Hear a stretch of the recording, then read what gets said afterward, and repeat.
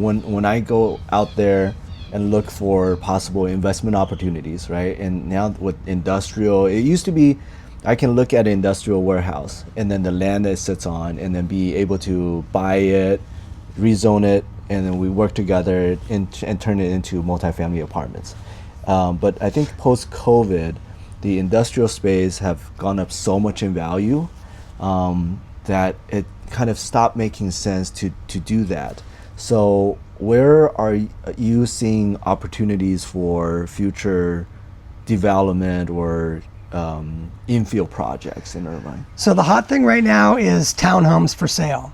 We went through a cycle where we started out with, call it 40 to 50 unit per acre apartments that were built in the 90s and 2000s. Then as building codes changed, you were able to build taller buildings out of wood, which are less expensive than out of steel or concrete. And so we started to see 70 to 80 unit an acre, 5 to 6 story apartment projects come along. Those are extremely expensive to build right now with concrete parking structures. And so what we've seen is the land values today are the highest for sale townhomes, which are at a density more like, call it 20 to 30 units an acre.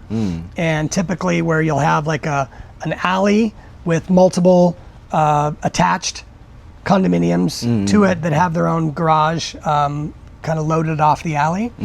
And therefore you're not building a large concrete parking structure. So construction costs are lower, and therefore land values are higher. And there's also just a huge demand to own a home. And so that's why we're seeing the townhome product. So we used to sell the entitled apartments land with entitlements for a little over 6 million. Are you seeing higher value? Higher values, even north of 9 million an acre now in the Irvine Business Complex. We went through a cycle of industrial. That stopped. There are numerous vacant industrial buildings in Irvine right now that have not been leased at the rents that they had expected. So nobody's building new industrial at the moment. Nobody's building office. The office market is very difficult. Post-COVID, work from home, consolidation. We've seen a decrease in demand for office. But residential is still insatiable demand. I have a question for new housing. Are the schools, are there enough schools for these new housing? That's part of the process, is they have to analyze school availability. And so Irvine went through a whole cycle where Irvine was founded in the 70s, as we discussed.